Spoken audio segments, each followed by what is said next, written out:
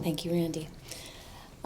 So following up on that, because I've been thinking a lot over this past week because of the work that AFT is doing in partnership with other organizations around this issue of Civitas and also the uptick in hate crimes that we're hearing reported on campuses all over the country. I'm wondering that as we're looking at this, hearing reports of it, and also sort of thinking about the progress and work that's been done on school discipline, on restorative justice, if you take it, these uptick in actions that are happening on campuses, and then the role of administrators and teachers who are trying to work with kids who are perhaps acting out in classes and who are looking for sort of resources around them, what guidance and advice would you give right now? Like, what is the role of public policy leaders? What is the role of government officials? And sort of what is your role as experts in the field to think about how do we deal with this immediate crisis? And then how do we sort of look at this as we are going forward to look at the work that's been done so far on student discipline, the work that's been done on how we're addressing this issue in our schools, and what sort of advice and guidance would you give to the incoming administration on the development of this field of inquiry?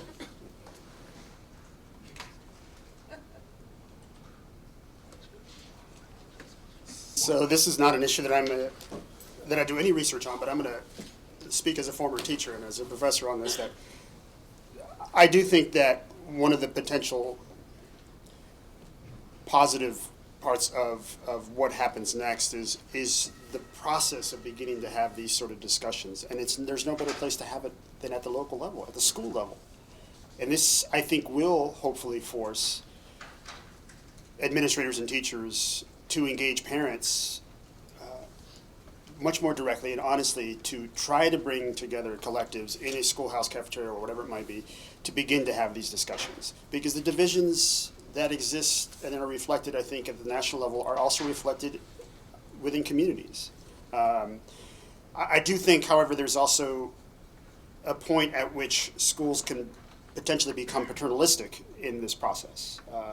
In other words, principals and teachers and other administrators should not supplant the role of parents. And it has to be a collective conversation that engages the entire community.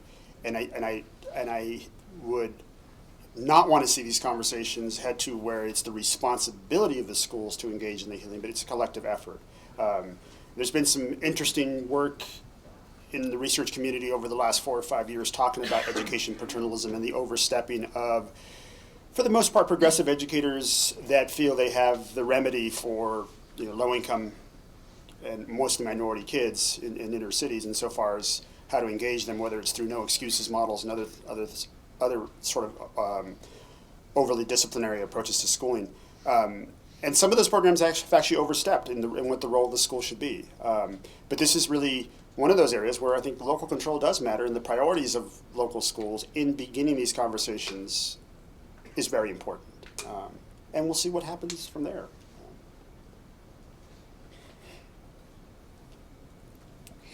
I happened to see on Facebook recently one of my colleagues at CAP, great guy named Will Ragland. His wife is a teacher in Virginia, and he posted a picture that she had put up on the door of her classroom, which said, whether you're Muslim or African American or Latino or white, you're welcome in my classroom. Whether you're gay, transgender, queer, you're welcome in my classroom. Whether you're an A student or whether you're an A student striving for an A plus or a C student striving for a B minus, you're welcome in my classroom. And it just went on like that. And I thought it was so beautiful. And so I don't know what the systemic answer to the hate that I think Trump has unleashed in our country is, but I think that good teachers everywhere can make their students feel safe, and that's priority number one. We can't have kids, whether they're undocumented or not, they need the adults in their lives to create environments that make them feel safe and allow them to grow and learn, because if they don't feel safe, they're not going to be able to grow and learn and become productive citizens. And I think obviously parents have that role too, and I hope community leaders model that as well.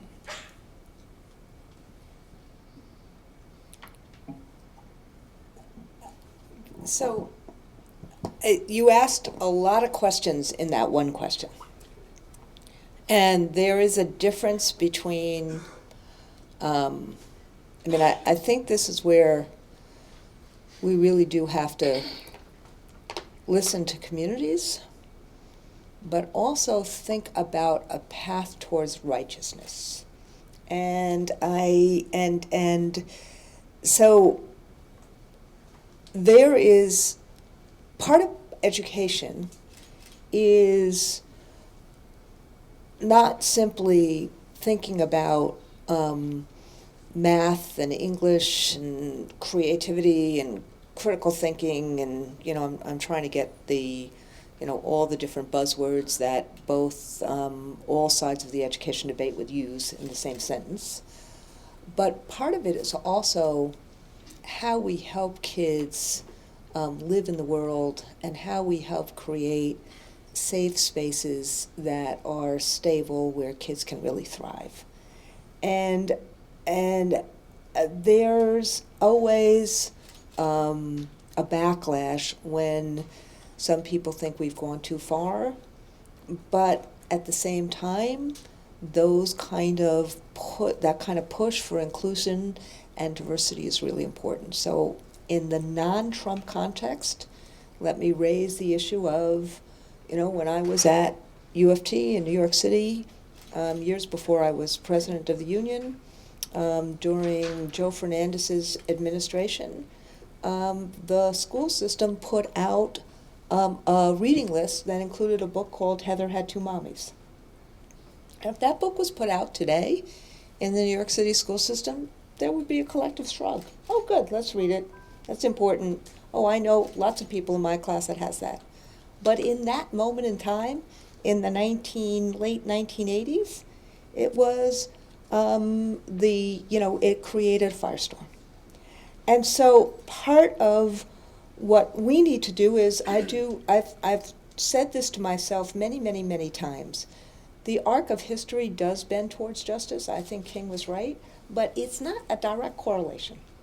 And there is something we need to do in terms of finding a way to bring right and left together on some of these issues in a way that there's a value proposition where we find common ground.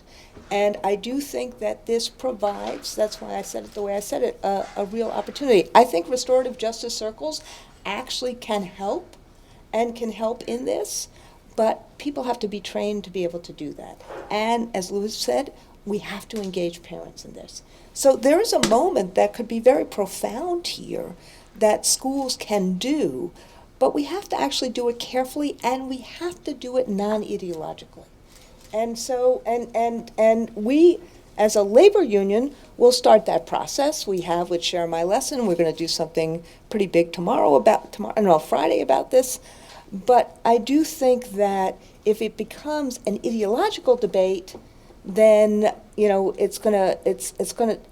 will not have the same moment as if it became an issue of dignity and respect of children. Okay, next question, pivoting a little, the Obama legacy.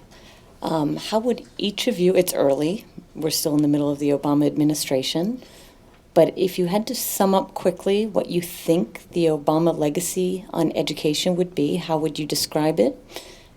What would you like to see kept? And what does this complete shift in our national landscape give us the opportunity to possibly get rid of?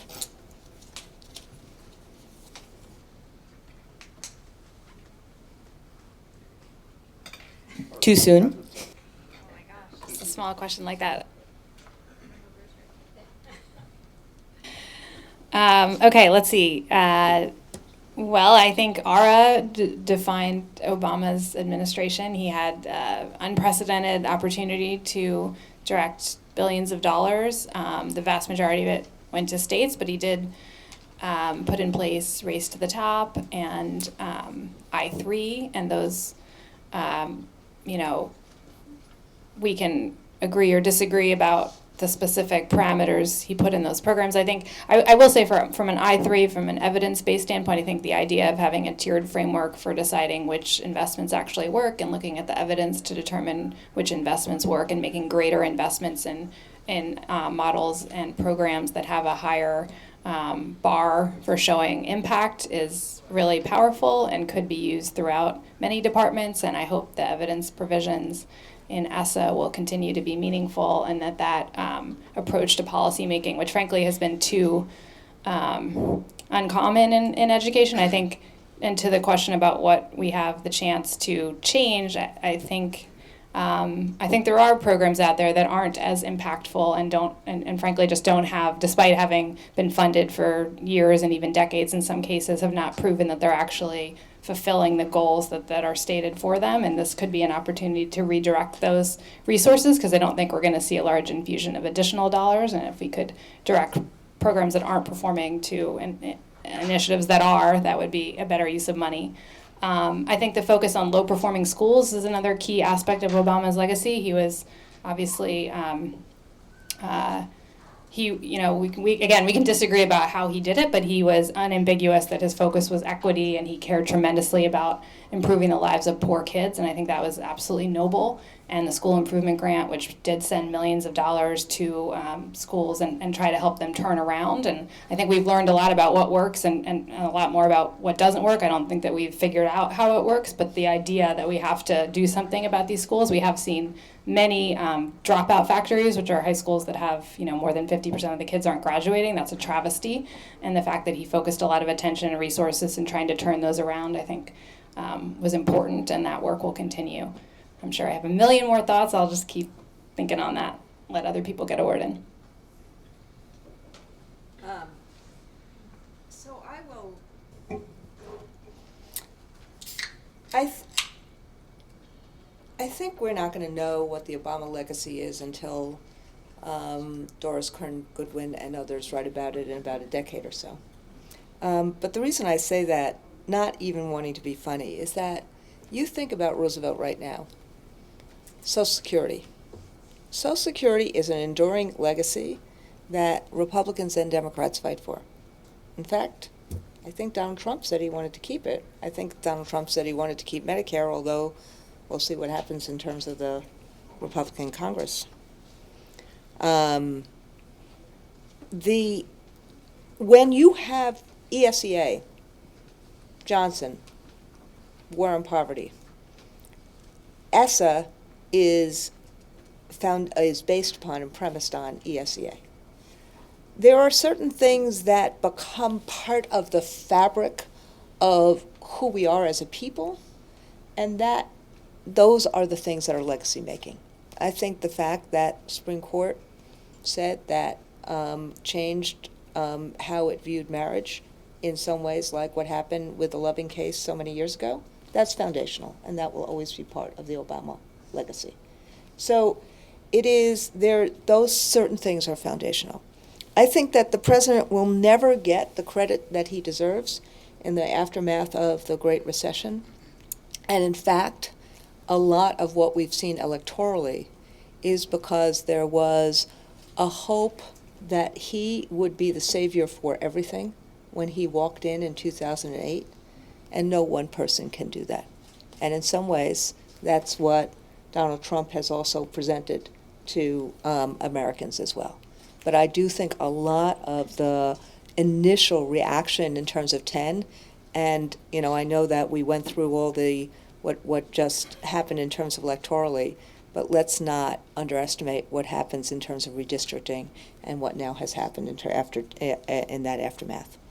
But I think, like the economy, where we've now had many, many months of economic growth, and we finally saw an increase of wages for the first time.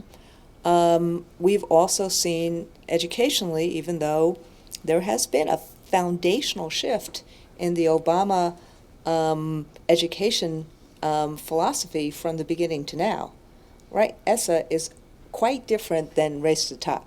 ESSA threw out Race to the Top and No Child Left Behind. So there's been, within one administration, a tremendous shift in terms of what is the education philosophy. But we have seen an increase in graduation rates, things like that. And so I would say that what really strikes me is that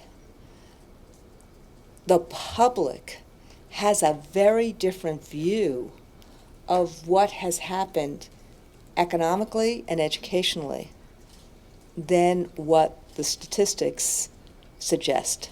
It's almost like jury nullification in both education and in the economy.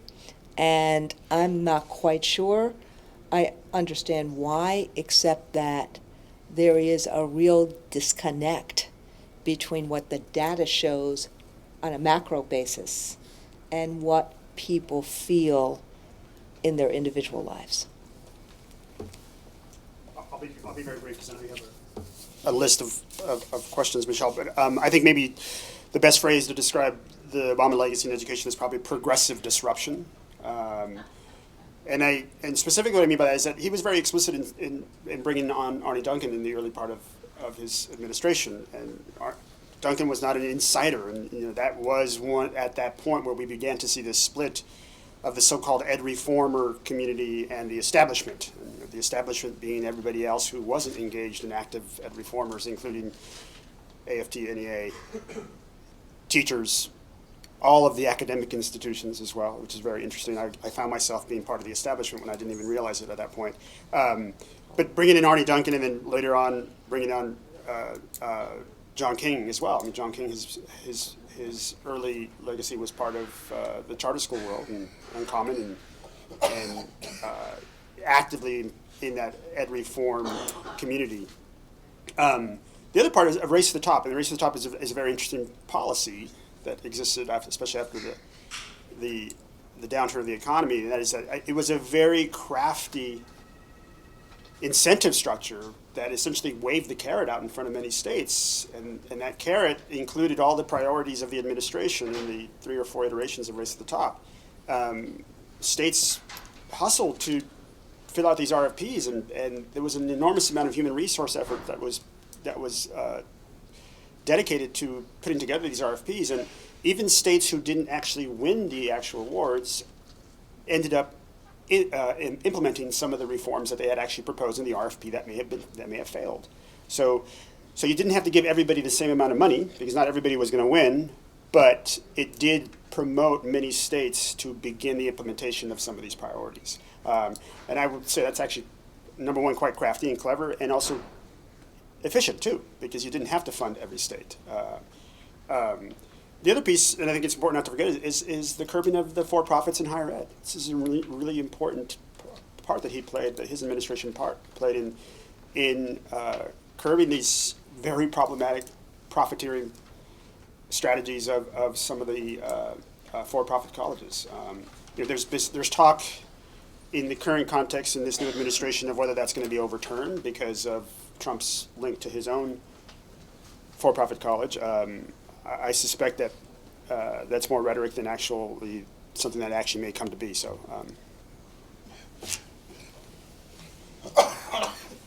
Thank you, Rick. I'm going to give you a chance to get into this one. Oh,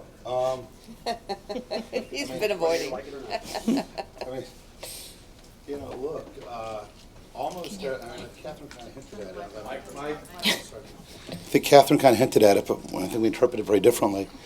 Is, look, basically everything that happened on Obama's watch happened with stimulus funds. The $350 million for the Common Core Test Consortia, the 4 bill for Race to the Top, the $650 million for I-3. Their legislative track record was horrific. It took them 14 months to roll out their blueprint for ESEA reauth. We were well into spring 2010 before that even came up.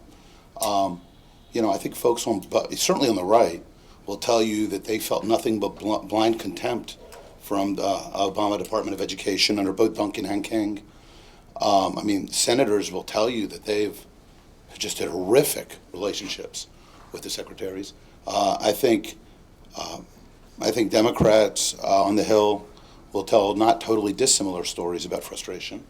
Legislating just wasn't a priority the way that the way the Madisonian framework of our nation was that you're not supposed to make big disruptive changes to the nation as a whole based on electoral outcomes from one election. This was the point for staggered election to the Senate, to the House, to painful negotiation. It's why those of you who are not fans of Trump can be happy that the Republicans will only have 51 or 52 Senate seats. They'll need to get 60 for a lot of stuff. There will be splits between the House and Senate Republicans. There will be splits between the White House and Congress. And this will slow down the ability of the Republicans to do big and disruptive things. And even if I like those things, I'm glad, because I don't think anybody should be cramming through major dramatic changes to our way of life based on the fact that they happen to win Wisconsin and Michigan one night in November one year. On that said, I would argue that the Obama education record is one of disruptive progressivism. I like Luis's phrase. It's just that it wasn't legislative. It was the assistant secretary at the Office of Civil Rights having an enormous amount of fun putting into effect personal philosophy and ideology. It was secretary and folks, assistant secretary for policy and planning at OESC, pretty much making up on the fly what they thought laws should mean, whether or not that was actually any historic reading of the statutory intent. It was taking the words gainful employment, which had never been thought to be fraught with this huge implication, and turning them into an encyclopedia that permitted massive and invasive intrusion from the Department of Ed.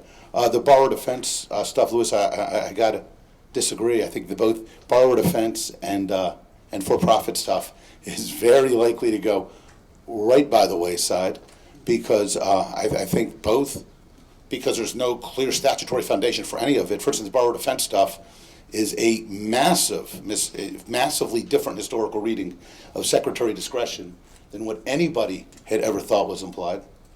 And so I think all that stuff's going to go away, because when you make stuff up in the executive branch rather than actually passing it through the lawmaking process, certainly letters of guidance go away in a heartbeat. You can just render them inoperative. The regulations that have gone through the formal rulemaking process have to be addressed accordingly. Regulations that have not yet completed their implementation, you can just use CRA, and things are things. What should be kept? I think little or nothing. Although I think for my friends, I think for my Democratic friends, they're actually in a bit of a pickle. They have now opened the door wide open to enormously disconcerting precedents at the Department of Education, where a secretary might choose to use leverage of federal government to push states to do things that my friends on the left might not think are good for kids or schools.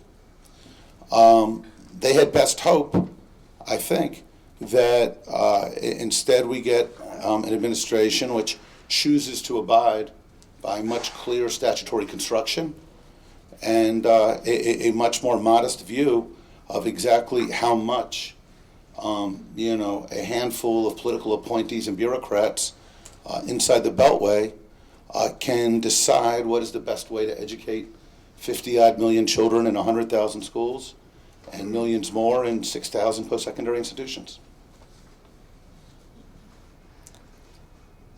Okay, audience, I want to warn you, I'm turning this over to you next after this question, but Rick has anticipated where I was headed with this, which is a question about centers of gravity. So I think, we've all alluded to the fact that Trump is a little bit of an unknown. He's an unreliable narrator in the story that is constantly being told to us by him.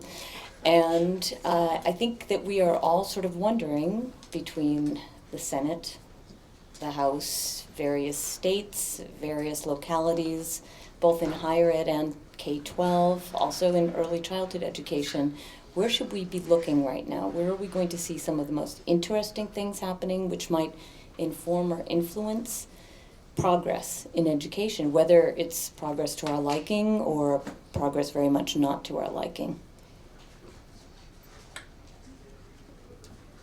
you're going to see some big churn and big fights in Washington, and there's going to be a lot of work that's going to be done in the states. I think that it will be very interesting to see what the Federal Department of Education finally puts out in terms of its last remaining regulations on ESSA, and whether they hew to the statute or go in the way in which they were originally thinking. And I think that the senators who negotiated ESSA and some in Congress will push very hard to give the states the authority that they were supposed to have and that was envisioned in the law to actually try to create some safe zones for children. But I think that there's going to be a lot of fights here. I do think this whole that we went from disruption at the beginning of the Obama administration to, with ESSA, trying to create stability, and I think we're going to go back to disruption. Now, we need, as educators, so to answer your question, we're going to see in a year or two where the center of gravity is. Probably going to be on education in the states, not in the federal government, but there's going to be a lot of crosswinds here.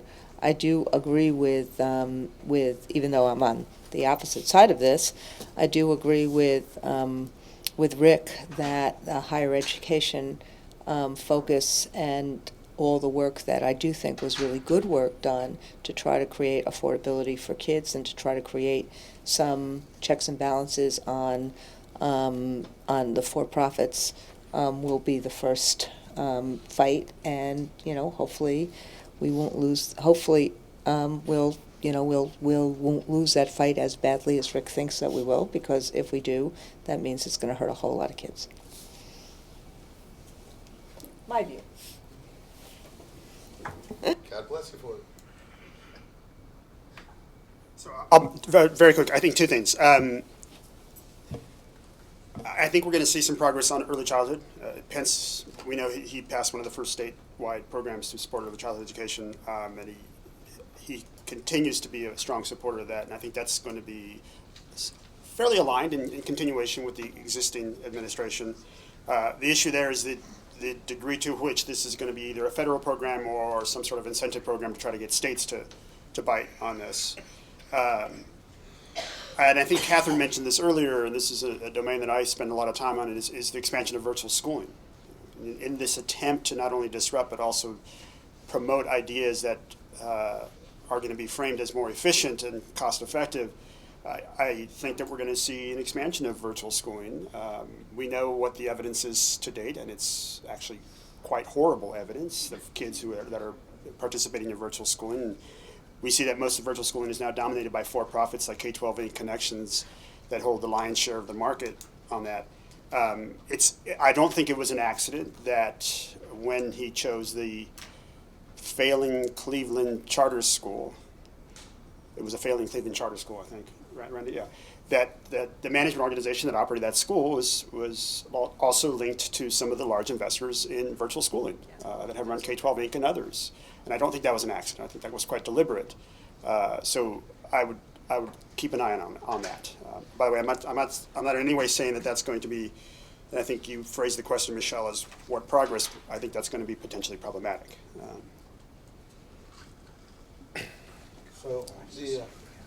On the center of gravity thing, I just think this is just two quick ways to think about this.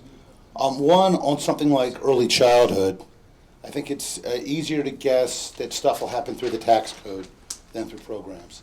So if you want center of gravity, for instance, it's much easier for me to imagine refundable tax credit, especially something, say, that's if you want to make sure that you're including families who don't have any income whatsoever, you can do something like a refundable EITC type deal, rather than having federal government run programs. So that's one. Second is I think there's a fault line on Republicans, especially in early childhood. This has been out there, that befuddles people who are not conservatives. They meet Republican governors who are trying to do stuff in early childhood who think it's important, and then these governors get elected to the U.S. Senate, and they're not, and they expect that they're supposed to line up. Remember Arnie Duncan was always befuddled how he couldn't get Washington. And something that's really useful to keep in mind is conservatives actually believe in this. They actually believe in federalism, that it actually matters, that having the minimum wage done city by city or state by state is good because it creates competition, because if it doesn't work, folks can suffer the consequences. They can learn in the great laboratories of democracy. If it does work, we can get there incrementally. Conservatives actually believe in federalism. So the fact that Mike Pence, as governor of Indiana, for instance, was supportive of funds for early childhood, it's important to keep in mind that Mike Hess is actually a very principled constitutional conservative as well. And I would be enormously surprised if he actually tried to talk his friends on the Hill into new programmatic federal outlays to fund pre-K programs or bureaucracies. And I would be even more surprised, for instance, if the Freedom Caucus in the House got behind this. And if you think Mike Pence is going to want to push early childhood legislation that's going to require Pelosi release the votes in order to get it through, I do not see that as a likely scenario. Yeah, I tend to agree. I think that I don't think there'll be major new programs. I worry a lot about the federal investment that Randy mentioned earlier. Our states, our schools, districts are suffering financially, and I suspect we're going to see even or reduced investments going forward. I think the ESSA regulations that have already been put forward will probably be pulled back or rewritten substantially. Bye-bye, supplement. I think supplement, not supplant, is done. I think OCR, which I think Rick mentioned earlier, will be a very different organization that won't be nearly as aggressive on campus sexual assault and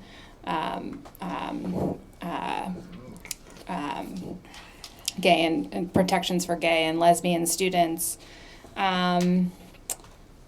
What else? I did want to quickly respond to your early comment, right?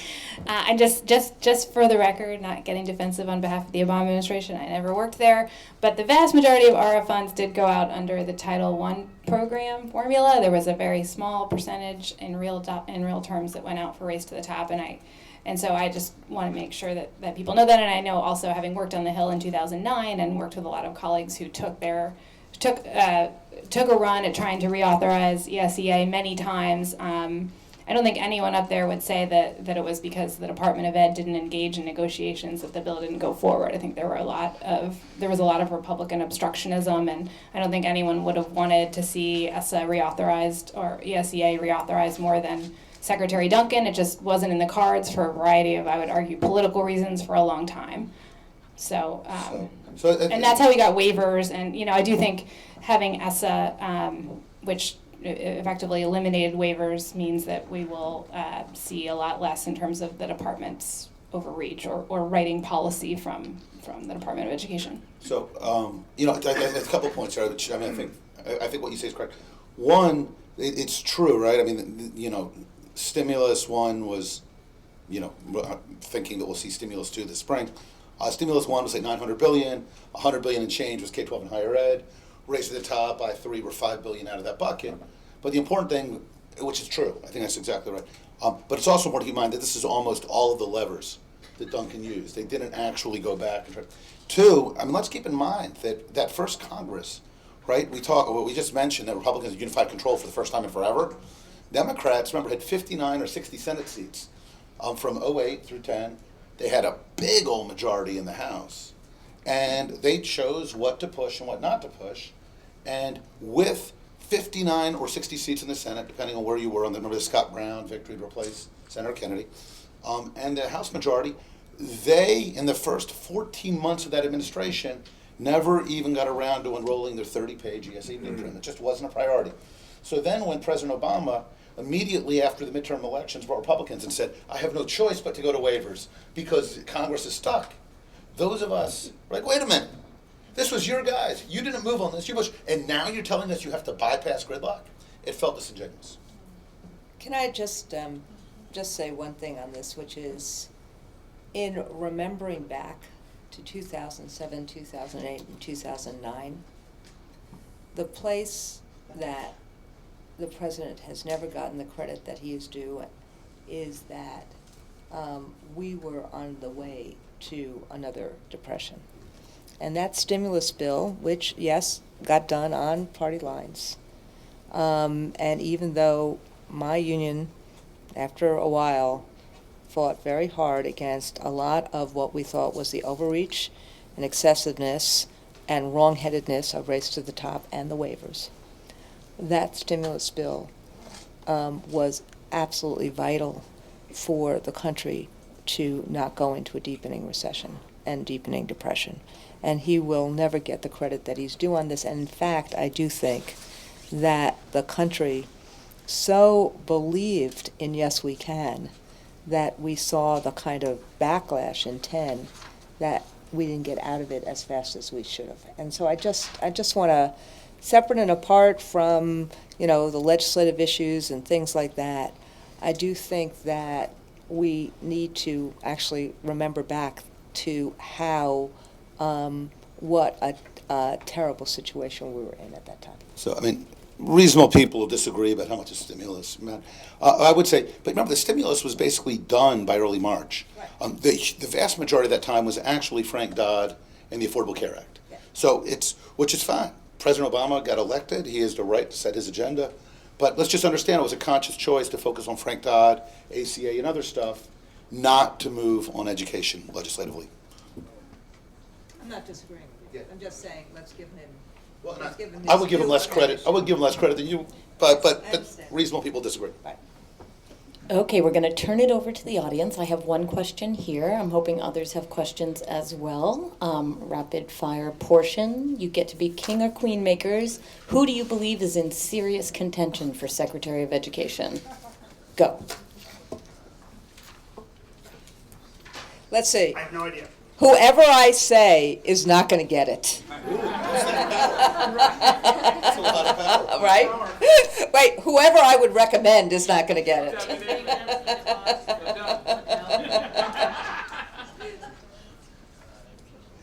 I think it's going to be somebody who has more. I think it should be somebody who has more of a higher ed expertise. Now that's what I assume is going to happen if Hillary got elected, given so much attention with the Bernie campaign and Hillary campaign on higher education. But which will be a change because we've had mostly K-12 focused experts in the past, and I think the higher ed expert, it's time to focus on that. But I don't know who. I honestly have no idea. Rick knows. That's, frankly, and who really understands how this transition is running anyway? Is Mike Pence going to have a big say on the secretary appointment, or how involved will Trump's kids be? These are actual conversations that are affected. Look, who knows? You've seen 15 names floated. I would say that when you see people who are Democrats, who are pro-Common Core, the likelihood that they will wind up making it through the process seems less likely. Who would I like? I floated. I personally, I would have loved to see Scott Walker, who has taken himself out of it. I think he probably got signals anyway. I'd love to see Mitch Daniels. I'd love to see Bobby Jindal or Rick Perry. But frankly, it could also be somebody who, Trump has met through New York City circles, or who he thought was really cool in 60 Minutes. So, the other thing I would say, though, is I would say don't overestimate the importance of the secretary. A lot of what the secretary does is go out and give speeches, which get written up in the various education news organs. But most of the real power over stuff like the OCR conversation, it don't matter who's the assistant secretary for OCR. The policy job, the assistant secretary for policy is going to be is likely to be a huge driver, as it's been for the last decade. So I wouldn't pay so much attention to just a secretary. I would pay a lot of attention to kind of what mix of people do you get in those other top 10, 12 jobs. We just want to know how many people in your organization are polishing up their resumes. Very few. AEI had a lot of never-Trumpers, so which is good, because otherwise you got a lot of people moving in and out, and it creates a lot of dust. Okay, I see a hand up over there. I guess I'm wondering. They should write it down on the card. Sorry? We don't have a mic. Okay, I'll I have try. a card now. Okay, I'll try to repeat it just to keep it moving. Tell me your question. I'm wondering about school choice and where that fits in with what Trump talked about, promised, what his voters wanted. It seems to be kind of coming out of the blue. I never heard them saying, and frankly, wanting, vouchers in middle America. Well, this is- rural America. Okay, so this is a question about school choice and where it sort of come from, because there did not seem to be a discussion about this or something coming from Trump's voters really calling for this. This is what I was trying to say somewhat elliptically early in my statement, that all of a sudden we're starting to see, words like a mandate for something that was essentially never talked about. What Trump voters, from what we'll see, and there's still lots and lots of data, but it felt pretty clear that, number one, the popular vote went in one direction. The vote in the states that gave the president-elect the electoral advantage are pretty much less than 1%. And it was all pretty much directed to two things. Shaking up of Washington to do something, and a shaking up of the economy for people to have better lives. And it had nothing to do with vouchers or with charters or with any of that. That was not litigated in any real way in the election. But we have seen this a lot in Washington, all of us, in terms of pretending that there is a mandate for something that the American people never talked about, wanted, contemplated, and in fact, I would argue that the rest of the election results show the exact opposite. That if you look at the two ballot initiatives in states as different as Georgia and Massachusetts, they healthily rejected the privatization ballot initiatives, and in the Phi Delta Kappan poll that came out in September, people said we want to fix, not close, neighborhood public schools. Like the two oldest and youngest civil rights organizations said, let's have a moratorium on charters until we get the financing and other kinds of, and accountability and other things right. So it is misreading, I would argue, of where the will of the people is, but that may be what to borrow a word that Michelle used for some other reason, that may be where the ideological center of gravity is in terms of the Republican Party to try to, drain public support and public financing for public education. And, obviously, some of us will fight that tooth and nail, but I do think there's a big disconnect between this ideological push for charters and vouchers and it's a big misread of where the electorate is. So I think this is a really good question, because this is one of the big misreads of the principal part of his agenda. So one of the things that I've been doing in my own research is to try to track the suburban response to the expansion of vouchers, especially in areas where we have long-established voucher programs. And some of the evidence is very clearly showing that suburban and even rural response to the sort of expansion of statewide programs of vouchers is actually quite negative, especially in suburban communities. Suburbanites often choose their community based on the quality of their schools. And this idea that you will now have everybody in the state carrying a portable voucher and potentially encroach on the choice that you made, which then includes issues around real estate value and everything else, that is a complete misread of that constituency. A couple weeks ago, I was in Texas testifying to a Senate education panel on vouchers, because Texas has been trying to pass vouchers for quite a few years. The interesting part of Texas is that there is a strong Republican majority that is opposing vouchers. And it's mostly made up of rural and evangelical voters, where this small minority of Republicans who has been trying to pass vouchers, tax credits, and now education savings accounts have continually failed. And they are continually lectured in these panels by so many evangelicals that come and testify and saying, shame on you, we do not want vouchers. And I think that is a growing constituency. We're probably going to see that in Nevada with the expansion of the education savings account there. So this so-called pent-up demand for more choice has to be identified. And in this context, I think it was a very strong misread. A misread on behalf of the Trump administration. Okay, I'm going to try to combine the next two questions, which is, so where is the common ground between the Democrats and Donald Trump? And can Rick Hess please elaborate on his opening remarks?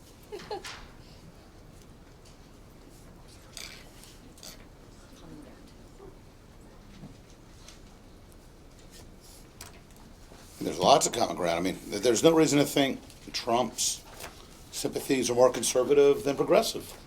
We just don't know. He wants to spend $550 billion on infrastructure. You know, Pelosi and Schumer are going to be very excited by this, much more so than Republicans on the Hill.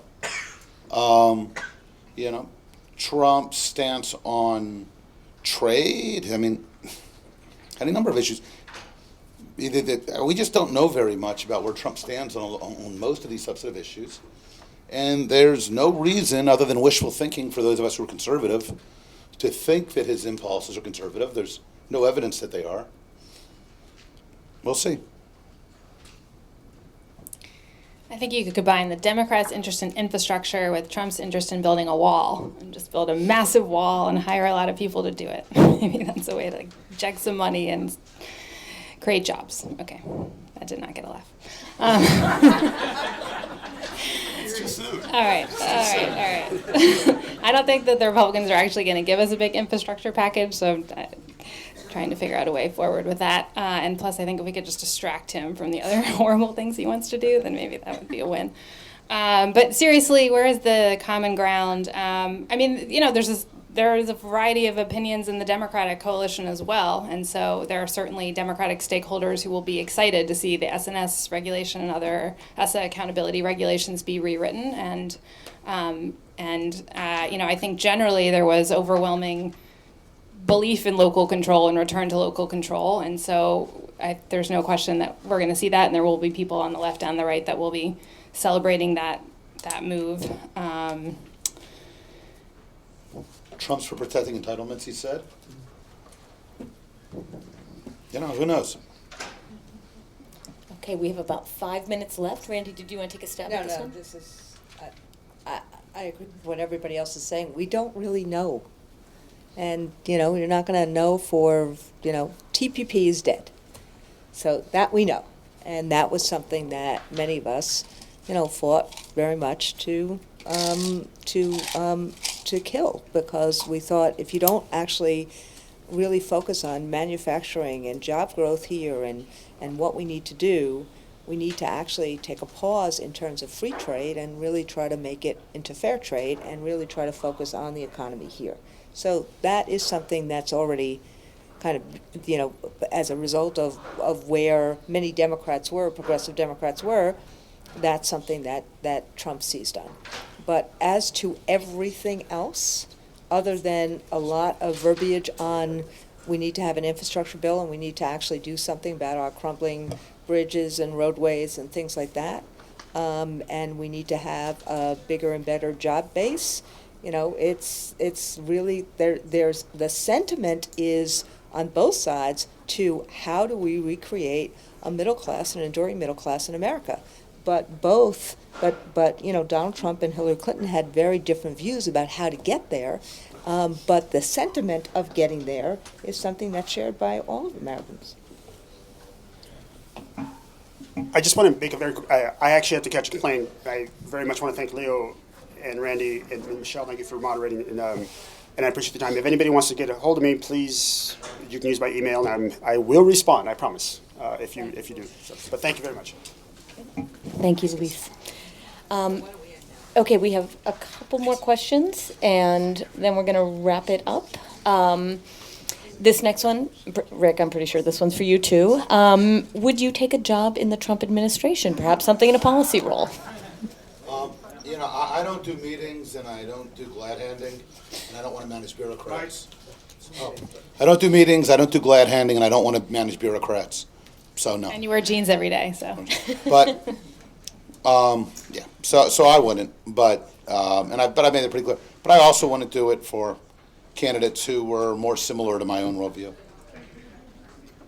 Okay, I have two more questions. Just want to give people a quick chance to get their questions answered. One, what does the Trump election mean for the internationalization of public higher education?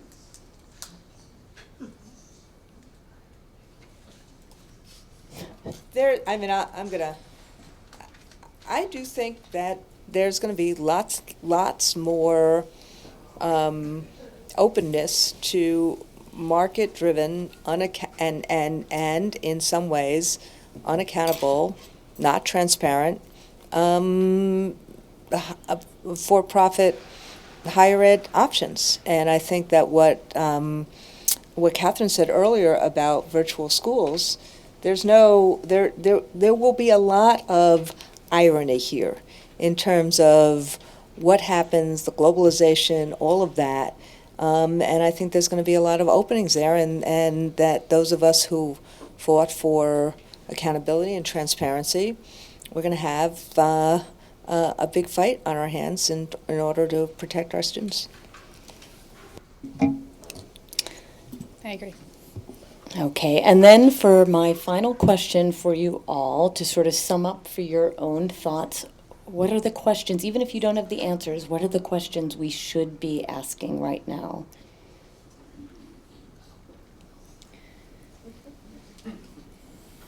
I honestly think it's too early. I just think we don't know enough about who's going to be in leadership roles in education and in the White House, and I think the best things progressives could do right now is go on vacation and try to relax a little bit, and then we can regroup and come back and try to figure out where to go from here. But as has been said by Rick and Randy and others, he just hasn't given us enough indication of what direction he wants to go, and so it's very hard to figure out, what are we going to fight on, what are we going to defend against, what are the areas of common ground. I mean, there's tremendous work to do from the progressive side, but I think we're just not, you can certainly go through the thought of, okay, well, if this is the kind of person he appoints and these are the kind of policies that he promotes, then how would we fight back against those, or how would we approach this scenario? And I think that can be a useful thought exercise, but it's just a little too early to figure out a full agenda. That's my opinion. Yeah, I think folks should ask themselves, one of the dominant narrative, there's at least two dominant narratives of making sense of the election. One is what Randy alluded to, kind of economic dislocation, struggling middle class families. That's all true. But I think folks should ask themselves, was this really just that people weren't satisfied with the economic program put forth by the Democrats? Or I think they should ask themselves if there's something more fundamental and cultural and value-laden. We were talking before about justice, for instance. I think folks should ask themselves, if you knew that writing Vote Hillary on a college campus could get you reported to the bias response team, would you feel like that campus was a place where you were actually afforded the opportunities to engage in free and public debate? If you knew that the student senate would vote to defund a newspaper if you ran a column which called for stepped-up enforcement of immigration, would you feel like you were in a higher education system that respected freedom of press? If you went to evangelical or parochial schools, where the administration felt they were under pressure from folks in Washington to go ahead and adopt policies regarding locker rooms or regarding health benefits that were in conflict with the freedom of conscience, would you feel that this was just? I think to most people in education, in my experience, the bitter education reforms are so bitter because they're between two wings of the left. It's the AFT-NEA left, and it's reform-minded left. 10% of us, maybe, who do education day in and day out in higher education and K-12 and early childhood are conservatives. And so it's easy, I think, for folks in education conferences and gatherings and convenings to feel like they have the full spectrum of voices represented. People have different pigmentation. They have people from DFER as well as the AFT. But the reality is, I think there's a lot of our countrymen, 40%, 45% maybe, who have different values and orientations and concerns and notions of responsibility and notions of fairness, feel not only completely ignored, but they feel a withering contempt when the president of University of Michigan goes to speak to a student rally the day after a presidential election and says, "I'm glad to see that 90% of you voted against the racists and the bigots." That does not feel like America's schools and colleges are actually welcoming or diverse or just. It feels like there is a shared assumption, and 40% of us or 45% of us are told we don't have a place there. I would just encourage those of you who are progressives, which I think are many of you in this room, to think about when you talk about embracing diversity, when you talk about welcoming spaces for transgendered students or for Muslims or for illegal immigrants, are we also talking about space for people who disagree on things related to philosophy and worldview and religion?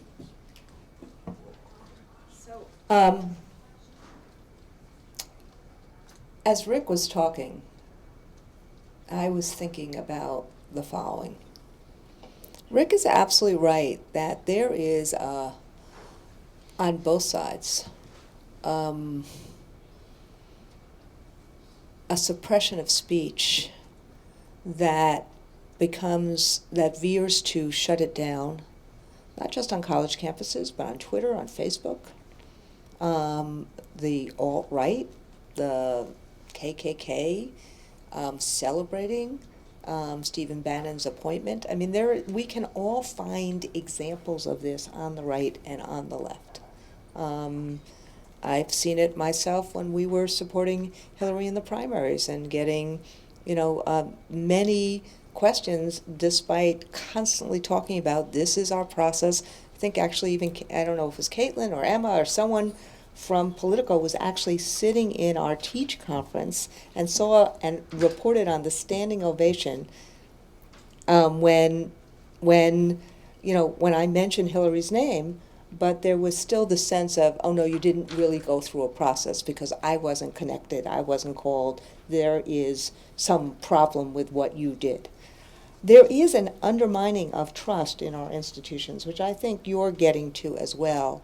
There is a sense from the bigger, from this election, that there's not a lot of faith in a lot of institutions, and frankly, I think Donald Trump exploited that and exploited the sense that people have of a hopelessness or of a change in the demography of the country. And that's kind of where I want to leave it, which is that I do think economic dislocation was one of the issues.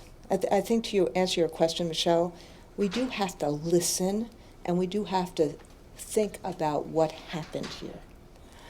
But we also can't do it with being divorced from a righteous morality and righteousness and a sense of dignity and respect for people. And so the last point I will say is that there is a real change in the country demographically. And when you look, frankly, at just the 18 to 34-year-old the vote, which somebody put up on Facebook right after the election, and you see that if you're just looking at 18 to 34-year-olds, you'd have a very different electoral college result than if you looked at the entire election. I'm not saying this is good or bad. I'm saying when you have a country that it will become majority-minority, and that at the very same time there is a big focus on what happens with some of those minorities. When you have a country where one party was talking about doing things to a particular religion, like we did to Japanese Americans in the 1940s, there's a lot of trepidation about all this. And frankly, and very personally, as someone who was in the closet in the 1970s and would never be able to sit at this stage and talk about being a lesbian, I probably would have been fired. There is a real disconnect on the issue of righteous morality. And I would hope that regardless of where we are on any of the policy issues, that's something that, frankly, we have to work on as Americans. Our character, the composition of our character, has to be more important than any of this.